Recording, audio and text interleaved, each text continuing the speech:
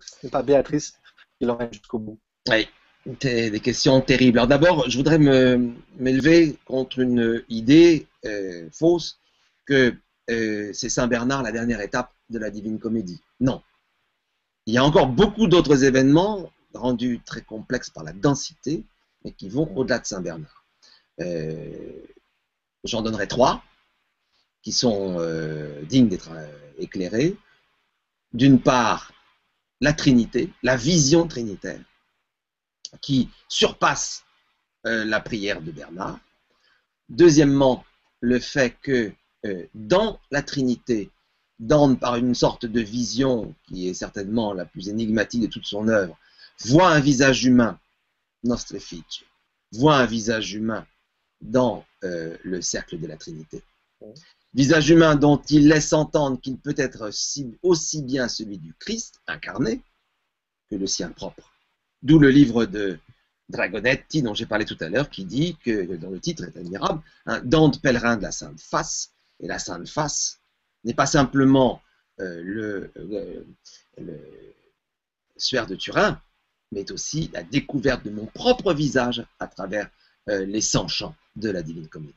Et enfin, le suprême vers que vous n'avez lu que dans un sens, François Laine. Vous avez dit Amor qui muove il sole e le tre stelle, et vous avez parfaitement raison. L'amour est donc la troisième et ultime étape au-delà de Saint Bernard.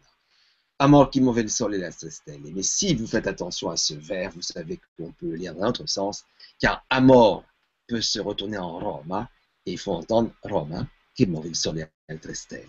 Autrement dit, le message ultime de Dante est trinitaire. Il est, on pourrait dire, lié à la question du suaire, en effet, en tout cas de l'imprégnation du visage, et enfin, à Rome. Donc, vous voyez que Rome reste le nom ultime, car si vous savez que le nom secret que les Latins, dans leur temple, gardaient pour Rome, c'est Flora. Flora est le nom secret de Rome. Autrement dit, il fiore. Et donc, nous arrivons à la fin de l'œuvre pour recommencer par son début. Car le début n'est pas seulement le début de la Divine Comédie, mais le début du fiore. Vous voyez la difficulté. Bon, sûr. Alors je reviens à Saint Bernard. Donc, Saint Bernard est celui qui a rédigé la règle des Templiers, et on a pensé que si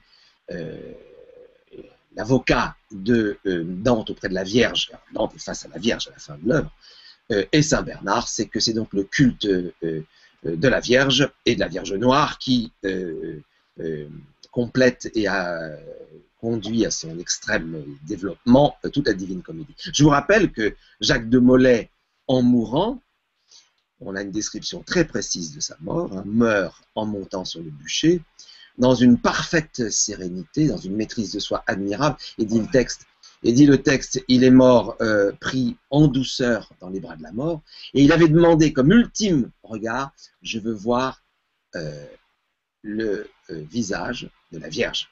Autrement dit, il meurt dans un face-à-face avec la Vierge, exactement comme cette étape que vous rappelez de la Divine Comédie.